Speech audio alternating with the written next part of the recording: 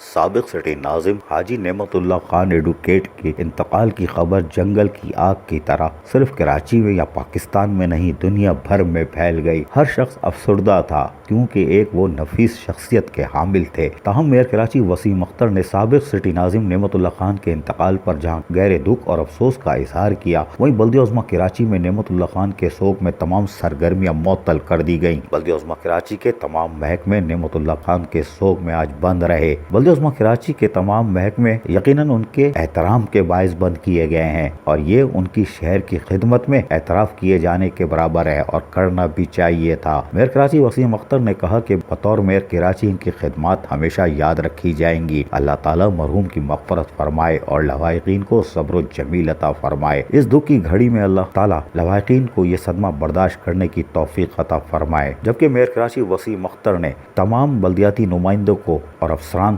سمیت ملازمین سے درخواست کی ہے کہ وہ نعمت اللہ خان ایڈوکیٹ سابق ناظم شہر کے جنازے میں بھرپور شرکت کر کے انہیں خراج عقیدت پیش کریں۔ جبکہ میئر کراچی نے نماز جنازہ کے لیے مختلف محکموں کو ہدایت بھی جاری کر دی ہے۔ میئر کراچی وسیم اختر کے ساتھ ساتھ چیئرمین بلدیہ وسطی ریحان ہاشمی نے بھی اپنے دکھ اور افسوس کا اظہار کیا اور حاجی نعمت اللہ خان ایڈوکیٹ کی خدمات کو سراہا۔ یقیناً کراچی سے محبت کرنے والے حاجی نعمت اللہ خان کی خدمات کسی طور پر بھی بھلائی نہیں جا سکتی۔ بلدیاتی تاریخ کا یہ ایک بڑا نقصان ہے، لیکن ہم نے ان سے کچھ نہیں سیکھا، اس کا ہمیں افسوس رہے گا۔ عزیز عارف، KBS بلدیاتی نیوز کراچی۔